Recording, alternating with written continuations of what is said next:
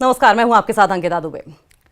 Prime debate में आप सभी का स्वागत है और आज प्राइम डिबेट में एक बार फिर से जनता के सरोकार के आपके मतलब के मुद्दे की बात करेंगे।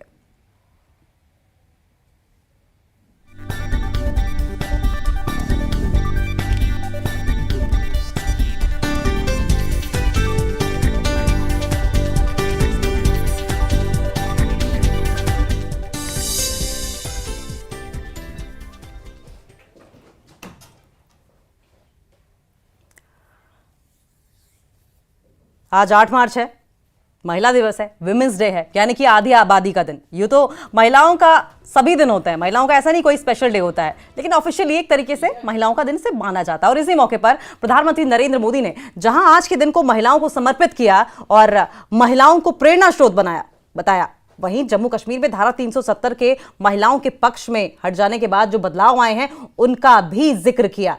पीएम बोले, जब जम्मू कश्मीर में आर्टिकल 370 लागू था तो वहां की बहनें बेटियां कई अधिकारों से वंचित थीं। अगर वो राज्य के बाहर किसी से शादी कर लेती थीं तो पुश्तैनी संपत्ति पाने का उनका अधिकार छिन जाता था। आर्टिकल 370 की दीवार गिरने के बाद जम्मू कश्मीर में भी महिलाओं को वो सारे अधिकार मिले हैं जो भारत की बेटियों को, बहनों को मिलते हैं। भारत का हिस्सा होने के बावजूद भी मेरी माताएं, बहनें, बेटियां कश्मीर में उससे वंचित थी और संविधान का ढोल पीटने वाले लोग आंखें बंद करके बैठे थे। महिलाओं का अन्याय उनके लिए चिंता का विषय नहीं था। पीएम मोदी ने इस बयान के बाद एक अलग बहस छिड़ गई है। पहले आप जरा यह सुन लीजिए कि पीएम नरेंद्र मोदी ने क्या कहा है। जब कश्मीर में आर्टिकल 370 लागू था तो वहां की बहनें, बेटियां कई अधिकारियों से वंचित थी। अगर वो राज्य के बाहर किसी से शादी कर लेती थी तो पुश्तैनी संपत्ति पाने का उनका अधिकार छिन जाता था। आर्टिकल 370 की दीवार गिरने के बाद जम्मू कश्मीर में भी महिलाओं को वो सारे अधिकार मिले हैं जो भारत की बेटियों को, बहनों को मिलते हैं। भारत का हिस्सा होने के बावजूद भी मेरी माताएं, बहनें, बेटियां कश्मीर में उससे वंचित थी और संविधान का ढोल पीटने वाले लोग आंखें बंद कर करके बैठे थे। महिलाओं का अन्याय उनके लिए चिंता का विषय नहीं था। संविधान का सम्मान कैसे होता है, ये मोदी ने धारा 370 हटा करके देश के चरणों में समर्पित कर दिया। तो देखिए, धारा 370 की हिमायत करने वालों को प्रधानमंत्री नरेंद्र मोदी गुनहगार बता रहे हैं, जम्मू कश्मीर की महिलाओं, युवाओं और जम्मू कश्मीर की जनता का। अब हमारे साथ इसी पर चर्चा करेंगे कि धारा 370 हटने के बाद घाटी में किस तरह के बदलाव हुए हैं, इस पर बातचीत करेंगे। और हम सीधा रुक कर लेंगे, हमारी गेस्ट जुड़ गई हैं रजनी सेठी, क्योंकि आज महिला दिवस है और महिला दिवस के मौके पर हमने खास इस बात का ध्यान रखा है कि हम महिलाओं से ही उनके व्यूज जाने, महिलाओं से ही जाने कि जम्मू कश्मीर में किस तरह के बदलाव हुए। रजनी सेठी बीजेपी की स्पोक्स पर्सन हमारे साथ जुड़ गई हैं और साथ साथ नम्रता शर्मा कांग्रेस स्पोक्स पर्सन हमारे साथ जुड़ेंगी। और आपको बताएं कि इफ्रा जान नेशनल कॉन्फ्रेंस की स्पोक्स पर्सन हमारे साथ जुड़ेंगी और राखी बख्शी पॉलिटिकल एनालिस्ट हमारे साथ जुड़ेंगी। हम सीधा सबसे पहले रुक कर लेंगे रजनी सेठी जी का। रजनी सेठी जी, प्रधानमंत्री नरेंद्र मोदी कहते हैं कि धारा 370 हटने के बाद महिलाओं के वो अधिकार भी उन्हें मिले हैं जो शायद जिनके बारे में वो जानती नहीं थी। आपका क्या व्यू है इस पर? सबसे पहले मैं अपनी देश की सभी बहनों को अंतर्राष्ट्रीय महिला दिवस की हार्दिक शुभकामनाएं देना चाहूंगी। बिल्कुल सही कहा मोदी जी ने कि जम्मू कश्मीर की महिलाएं अपने हकों से वंचित थी। इतने सालों तक महिलाएं सेकंड ग्रेड में जी रही थी। यहाँ अलग अलग सरकारें रही हैं, चाहे कांग्रेस की सरकार रही, एनसी की सरकार रही, मगर महिलाओं की चिंता किसी ने नहीं की। इसमें सच्चाई है, क्योंकि जो यहाँ की बेटी थी, अगर वो बाहर के प्रदेश की किसी युवा से शादी कर लेती थी तो उसके हक हकूक खत्म हो जाते थे, उनके बच्चों को भी कोई राइट नहीं था। तो ये एक चिंता का विषय लगातार पिछले 70 साल से था। और 2019 के बाद मोदी जी ने 370 को खत्म करके 35A को खत्म करके ये यहाँ पर दिखा दिया कि मोदी जी महिलाओं के लिए कितने चिंतित हैं। मोदी जी लगातार 2014 से महिलाओं की चिंता कर रहे हैं और महिलाओं को कैसे बराबरी का अधिकार दिया जाए उसके लिए काम कर रहे हैं। हमारे साथ बनी रहिए। इफ्रा जान जी का रुख कर लेंगे। इफ्रा जान जी, हमने प्रधानमंत्री नरेंद्र मोदी को कई बार कहते हुए सुना है कि वो तमाम लोग गुनहगार हैं जम्मू कश्मीर के युवाओं के, जनता के और महिलाओं के, जो कि धारा 370 के एब्रोगेशन का विरोध करते हैं। अब जबकि धारा 370 हट गई है, हम देख रहे हैं महिलाएं किस तरीके से विकास के पथ पर अग्रसर है। आपका क्या कहना है? देखिए, अगर जम्मू और कश्मीर की महिलाएं मोदी जी के साथ होती तो जम्मू और कश्मीर के तो बीजेपी जो है वो जम्मू और कश्मीर में अपने कैंडिडेट्स ही कम से कम खड़ा कर पाती। बहुत सारी सीटें जो थी पार्लियामेंट्री कैंडिडेट, जो पार्लियामेंट्री इलेक्शंस हुए, बीजेपी जम्मू कश्मीर के लोगों से इतनी डरी थी कि उन्होंने कैंडिडेट तक खड़े नहीं किए, क्योंकि ग्राउंड पे जो हालत लोगों की 370 हटने के बाद हुई थी उसका कोई अंदाजा ही नहीं है। अब आप बार बार कहेंगे कि ये तो कश्मीर की बात है, लद्दाख की बात करते हैं। जिन सोनम वांगचुक जी ने 370 को के हटने को सपोर्ट किया था, आज वही धरना देके कितने दिनों से बैठे हैं कि हमको ये धारा वापस चाहिए और हमको ये स्टेटस नहीं चाहिए। अब आती है बात, मोदी जी ने बोला कि जब 370 था तो उस वक्त जब एक महिला होती थी, अगर वो शादी करती थी तो उसको इनहेरिटेंस नहीं मिलती थी। बिल्कुल गलत। 2002 का केस है, जिस केस का नाम था state of Jammu and Kashmir versus Sushila Sawhney. उसमें 2002 में, आज से पहले करीबन 22 इयर्स, हाई कोर्ट ने क्लियरली कह दिया था कि किसी भी औरत को 370 के रहते उसकी इनहेरिटेंस से नहीं छीना जा सकता। और हाई कोर्ट का जो ये जजमेंट था 2002 का, डॉक्टर सुशीला सावने जजमेंट, यही चल रहा था जम्मू और कश्मीर में, क्योंकि हाई कोर्ट की जो जजमेंट होती है वो लॉ होती है और ओवरराइड करती है सारे लॉज को। तो इंफॉर्मेशन भी गलत है। जहां तक डेटा की बात आती है, अब हम देखते हैं कि 370 हटने के बाद हुआ क्या, क्योंकि और कुछ तो बोल नहीं पाए, और क्या था, सिर्फ एक ही चीज बोल रहे हैं, वो भी गलत है लीगली। अब देखते हैं, स्टेटिस्टिकली बात करते हैं कि जम्मू और कश्मीर की महिलाओं के साथ क्या हुआ। जब धारा 370 हटी, पहली चीज जो बीजेपी ने की वो यहाँ पे जम्मू और कश्मीर में एक विमेंस कमीशन हुआ करती थी। पहली चीज उन्होंने विमेंस कमीशन को ही खत्म कर दिया, जिस विमेंस कमीशन में हजारों औरतें जाके अपना केस लेती थी। विमेंस कमीशन को खत्म कर दिया और वहां से बेरोजगारी जो जम्मू और कश्मीर की औरतों की थी वो 49% हो गई, यानी करीबन 50% के करीबन जम्मू और कश्मीर की औरतों की बेरोजगारी हो गई। पूरे देश में ये डेटा आप कहां से कोट कर रही है फराजान जी? ये डेटा कहां से कोट कर रही हैं आप? बिकॉज ये बहुत गंभीर आरोप है जी। जो आपका पहली बात तो ये हम सभी लोगों को पता है कि विमेंस कमीशन जो है वो कैंसिल हो गया। जो आपको 49% बेरोजगारी का डेटा है, ये सरकारी लेबर कमीशन का डेटा है, आप देख लीजिए। ठीक है, रजनी जी इस बात का जवाब दीजिए। एक तो क्रेडिट जबरदस्ती लिया गया, ये आरोप लगाया फराजान ने, और दूसरा ये कह रहे हैं कि महिलाओं के लिए कोई खास बदलाव नहीं हुआ है, बल्कि 49% तो बेरोजगारी महिलाओं के जीवन में ज्यादा आ गई है। देखिए, एनसी की क्या प्रॉब्लम है। एनसी लगातार 370 के ऊपर बहस कर रही है, चाहे बजट सेशन में हो, क्योंकि कहीं ना कहीं इनका ये यू टर्न खुद कर बैठे हैं। चुनाव के बाद इन्होंने 370 के ऊपर, इनके मुख्यमंत्री जी ने यू टर्न ले लिया है 370 के ऊपर। ये बात कर रहे हैं कि महिलाओं को उनके अधिकार नहीं मिले। मुझे एक बात बता दीजिए, ये कह रहे हैं 370 के बाद महिलाओं को मिला क्या? इतना भी आप आधी इंफॉर्मेशन दे रहे हैं। क्या महिलाओं को जो राइट्स मिले थे, क्या उनके बच्चों को भी राइट थे? मैं भुक्तभोगी हूँ, मैंने आउट ऑफ स्टेट शादी की है पंजाबी लड़के के साथ, मुझे मेरे बच्चों को राइट्स नहीं थे। क्यों झूठ बोल रही हैं आप एनसी की प्रवक्ता होकर? एनसी की प्रवक्ता का मतलब है कि आप सच्चाई बताइए, लोगों को बताइए कि 370 के बाद क्या बेनिफिट्स मिले हैं। आज मेरे बच्चों के डोमिसाइल बने हैं। मुझे साउंड नहीं आ रहा। गुमराह करने की कोशिश। रजनी जी, इफ्रा जान को दोनों को स्क्रीन पर लेके आइए। जी रजनी जी, अपनी बात पूरी करती रहिए आप। जी, मैं वही बात कर रही हूँ। ये इतना की बिल्कुल गलत इंफॉर्मेशन लोगों को दे रही है, गुमराह कर रही है लोगों को। ये किसी और से ऐसी बात करें तो हम मान सकते हैं। मैं खुद इसकी विक्टिम हूँ। मैं यहाँ की रहने वाली कश्मीरी पंडित समाज की लड़की होकर पंजाबी लड़के से शादी करती हूँ। मेरे राइट्स खत्म हो चुके थे और मेरे बच्चों के पास कोई राइट नहीं था। वो ना यहाँ जमीन खरीद सकते थे, ना कॉलेज में उनकी एडमिशन थी, ना उनका डोमिसाइल था। आफ्टर एब्रोगेशन ऑफ 370 आज वो अपनी जगह ले सकते हैं, उनके पास प्रॉपर्टी राइट्स वो अवेल कर सकते हैं। तो ये कहीं कहीं एनसी आज तक इसी को बेचने का काम करती रही है, 370, 35A, जबकि ये समझती है कि महिलाओं को क्या अधिकार मिले हैं। अब इसको आप जोड़ रही हैं कहीं ना कहीं एम्प्लॉयमेंट के साथ। क्या मोदी जी ने कहा कि महिलाओं को एम्प्लॉयमेंट बढ़ाया गया है 370 के कारण? मोदी जी ने कहा कि पूरे देश में जो महिलाओं को अधिकार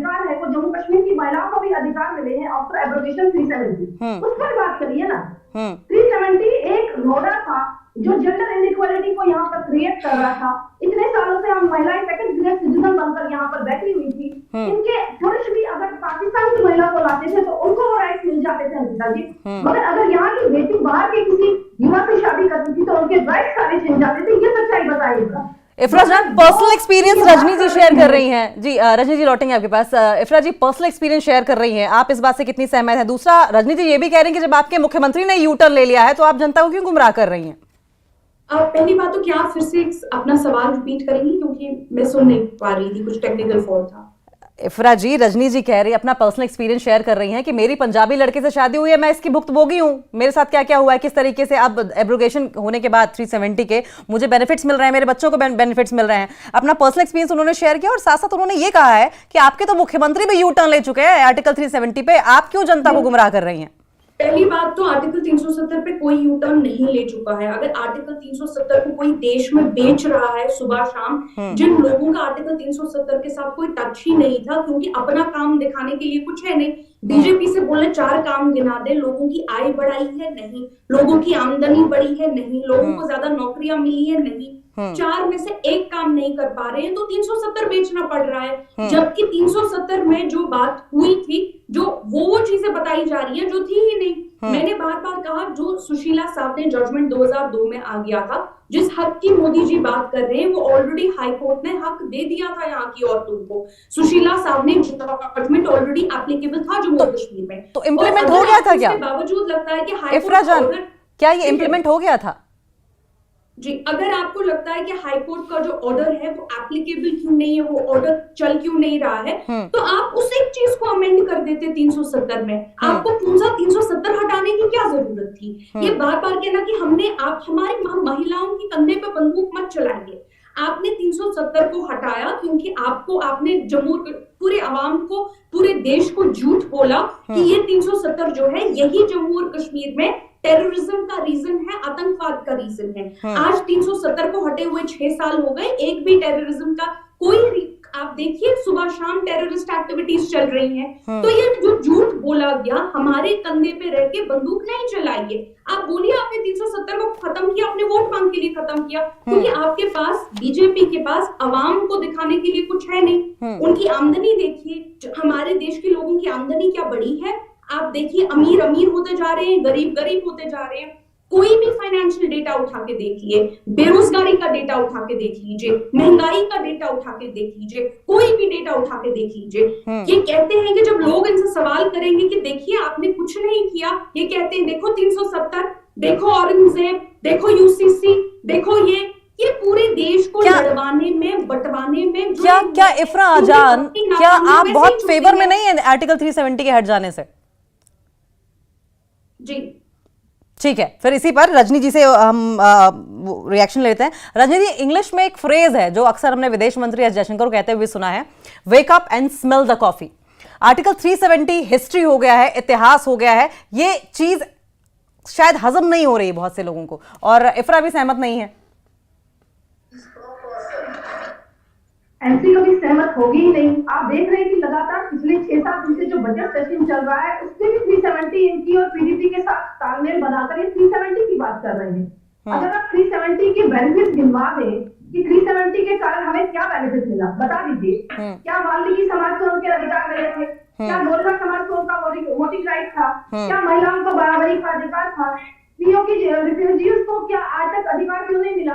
एक रोड़ा कहीं ना कहीं 370 और 35 था जिसको खत्म करने के बाद वो वोट डाल पाए हैं। तो ये नहीं बता पाएंगे, मगर ये दिखा देंगे कि 370 के कारण टेररिज्म बढ़ा, 370 के हट जाने से ये हुआ। पिछले 70 साल से जो यहाँ टेररिज्म था वो किसके कारण था? तब तो 370 था ना। यहाँ कश्मीरी पंडितों का जो विस्थापन हुआ वो तो आपके 370 में दौरान हुआ। तो उस पर बताइए ना, एक माइंडसेट जो कश्मीरी युवाओं का बना दिया गया था कि आप एक अलग कंट्री में रहते हैं, कोई जम्मू कश्मीर एक ऐसी स्टेट है जिसमें बड़ा कुछ अलग है, एक माइंडसेट बना दिया था। ये बनाया ही नहीं एनसी और कांग्रेस के कार्यकर्ताओं ने, उनके नेताओं ने, क्योंकि इनको इससे कहीं ना कहीं वोटिंग बेनिफिट मिल रहा है। यार इफ्रा जान क्या ये बात सही है? रजनी जी आप पर आरोप लगा रही हैं। जी रजनी जी आपको आपके पास लौटेंगे, अपनी बात पूरी कर लीजिए, लेकिन बहुत इंपॉर्टेंट है। रजनी जी, इफ्रा जान आपके ऊपर ये इस बात का आरोप लगा रही है कि आप अपने आप को अलग कंट्री मानते हैं, आप अपने आप को इंडिया का हिस्सा नहीं मानते। इफ्रा जान, आज आप सभी दर्शकों को जम्मू कश्मीर के और ऑल ओवर इंडिया आप ये पहले बताएं कि क्या जम्मू कश्मीर को आप हिंदुस्तान का हिस्सा मानती हैं? क्या खुद को हिंदुस्तान का हिस्सा मानती हैं? और अगर नहीं तो गलत साबित कर दीजिए रजनी जी को। बहुत शर्म की बात है कि पूरे देश की और पूरे पेट्रियोटिज्म की ठेकेदारी की जिम्मेदारी बीजेपी ने ले रखी है, जहां पूरे जो देशद्रोही है वो ऑपोजिशन की पार्टीज हैं और जो ये लोग हैं, इन लोगों ने पूरे पेट्रियोटिज्म की ठेकेदारी ले रखी है। तो शर्म आनी चाहिए इन लोगों को। अगर आप लोग देशद्रोही ना होते, अगर बीजेपी देशद्रोही ना होती, तो हजारों करोड़ों का डोनेशन, आप पूरे फॉरेन डोनेशन का 95% सारा फॉरेन डोनेशन बीजेपी को नहीं आता। आप पहले हमको बताइए, बीजेपी हमको क्लियर करे कि वो देशद्रोही पार्टी क्यों नहीं है। सबसे ज्यादा जो फॉरेन डोनेशन पैसा आया एसबीआई के जरिए, इलेक्टोरल बॉन्ड्स के जरिए, वो उठा के चला गया बीजेपी के खाते में।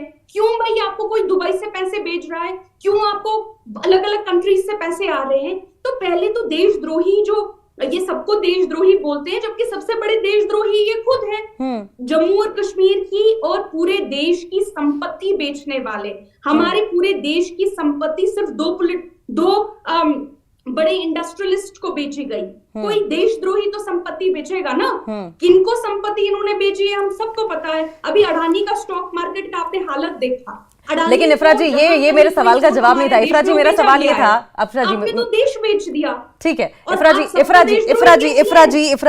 जी, मेरा सवाल आपसे ये था कि वो ये कह रही हैं कि आप अलग कानून, अलग रूल्स एंड रेगुलेशंस, अलग लॉ की अगर डिमांड कर रही हैं, तो क्या अपने आप को आप हिंदुस्तान का हिस्सा नहीं मानते? मुझे समझ नहीं आता मैम, हमारे देश में अगर कॉन्स्टिट्यूशन ये पढ़ेंगे, अगर 370 था, 371 भी है।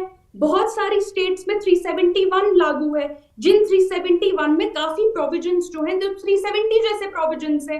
तो क्या वो 371 वाली स्टेट्स जो है वो एंटी नेशनल स्टेट्स है? तो अगर आप देखेंगे हिमाचल प्रदेश में जो कानून लागू है जमीन को लेके, डोमिसाइल को लेके, वो अलग है।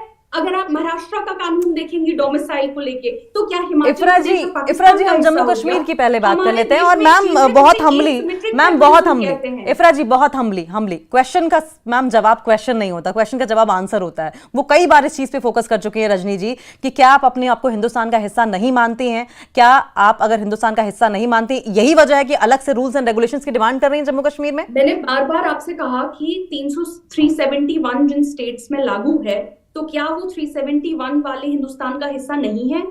नॉर्थ ईस्ट में जो 35A, अगर हम कहते हैं कि जम्मू और कश्मीर के लोग अगर अपनी जमीन की प्रोटेक्शन मांगते हैं, अगर हम लोग उससे हिंदुस्तान का हिस्सा नहीं बनते, नॉर्थ ईस्ट की स्टेट्स की बात कर लीजिए, उन सारी नॉर्थ ईस्ट की स्टेट्स में 35A जैसे प्रोविजंस लागू हैं, तो क्या वो लोग हिंदुस्तान का हिस्सा नहीं है?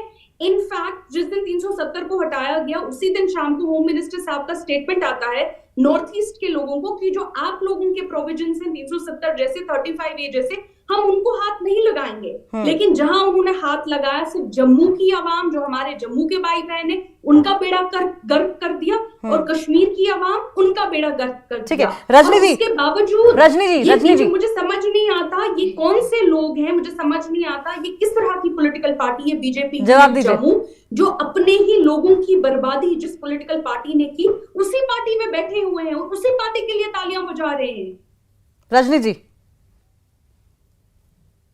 अंकिता जी, इनकी आवाज मुझे बिल्कुल नहीं आ रही, आप सवाल करिए, मैं जवाब देती हूँ।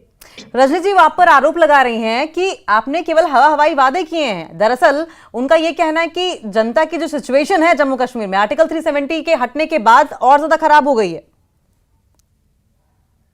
अंकिता जी देखिए, प्रॉब्लम यहाँ पर ये है, जनता की सिचुएशन क्या है, इनकी फिक्र इनको नहीं है। इनको अपनी कुर्सी की फिक्र है जो इनकी खिसक चुकी है। ये समझ रहे हैं कि जनता नहीं चाह रही 370 को वापस लाना। जनता ने कोई डिमांड नहीं की। क्या आप लोगों ने कोई प्रोटेस्ट ऐसा देखा कि 370 के लिए पब्लिक कह रही है कि हमें वापस चाहिए? सिर्फ इन लोगों को प्रॉब्लम हो रही है क्योंकि ये कहीं ना कहीं इतने सालों से भारत सरकार के साथ कंपनसेशन करने की कोशिश करते थे। ब्लैकमेलिंग का प्रोसेस चल रहा था इन रीजनल पार्टीज के थ्रू। यहाँ पर 370 को बेचा जाता था और वहां वोट बैंक पॉलिटिक्स की जाती थी। आपने देखा कि लोकसभा के चुनाव में अंकिता जी और असेंबली के चुनाव में भी 370 के पर इन लोगों ने वोट लिया कश्मीर में, और बाद में साथ ही रिजल्ट निकलने के साथ इनके मुख्यमंत्री जी ने यू टर्न ले लिया। उन्होंने कहा कि जिस प्रधानमंत्री ने उसको हटाने का काम किया, हम उनसे वापस नहीं ले सकते। तो पहले ही समझा दीजिए कि लोगों ने इनको वोट 370 के लिए दिया, इनको वोट किस लिए मिला है। कभी आप स्टेटहुड की बात करते हैं, कभी आप 370 की बात करते हैं, कभी आप शेख अब्दुल्ला की जन्म तिथि की छुट्टी की बात करते हैं, कभी अलग अलग 13 जुलाई की छुट्टी की बात करते हैं। तो मुझे लगता है कि ये खुद कंफ्यूज ठीक है।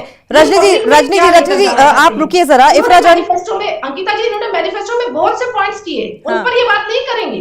इन्होंने लोगों को कुछ नहीं दिया बजट में, बजट इनका फेल बजट शो हुआ है पूरे जम्मू कश्मीर में, मगर ये 370 की बात करेंगे क्योंकि कश्मीरी सेंटिमेंट्स इनको लगता है कि उसमें जुड़े हुए हैं।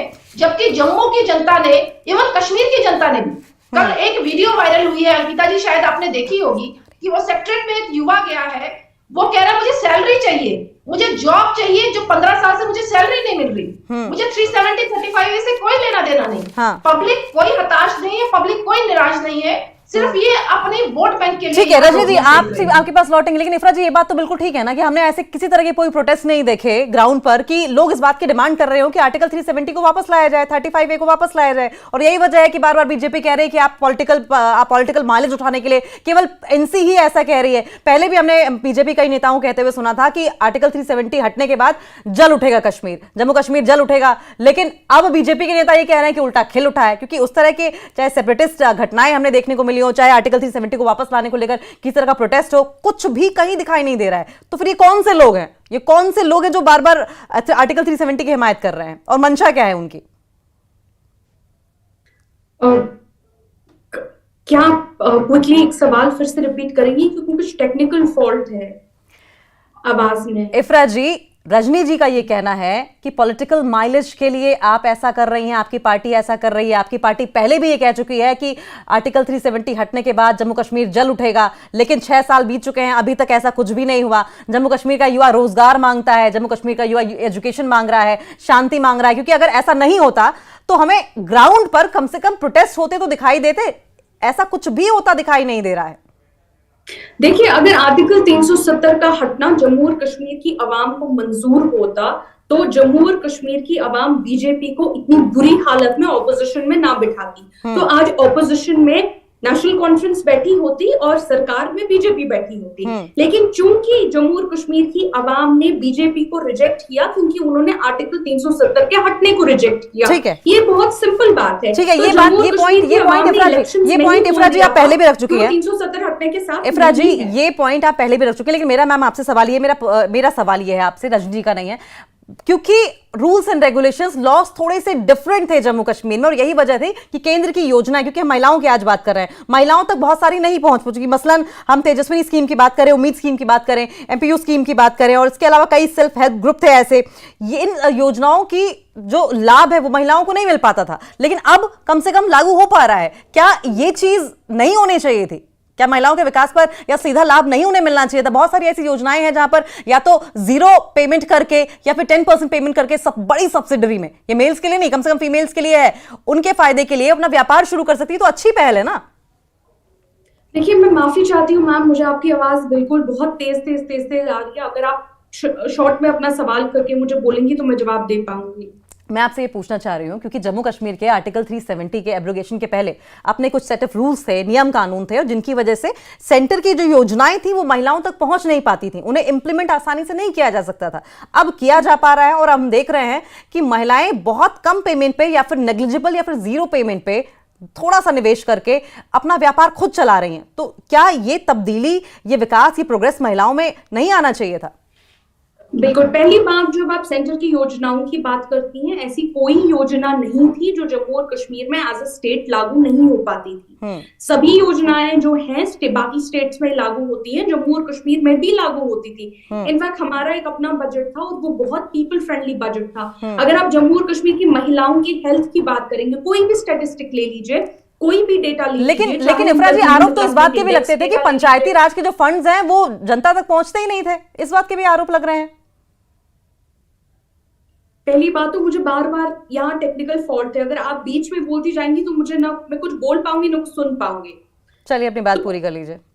जी जी जी, पहली बात तो जब यहाँ पे जब आप स्कीम्स की बात करती हैं, एक स्कीम होती है जो यूटी में लागू होती है, दूसरी स्कीम्स होती हैं जो स्टेट्स में लागू होती हैं। और स्टेट्स में जो स्कीम्स लागू होती थी, ऐसी कोई स्कीम नहीं थी जो जम्मू और कश्मीर में लागू नहीं होती थी। पूरी स्कीम्स जो है जम्मू और कश्मीर आती थी क्योंकि बजट का हिस्सा था, और बजट में 370 में कहीं नहीं लिखा था कि कोई स्कीम नहीं आ सकती है। ये एक प्रोपेगेंडा है।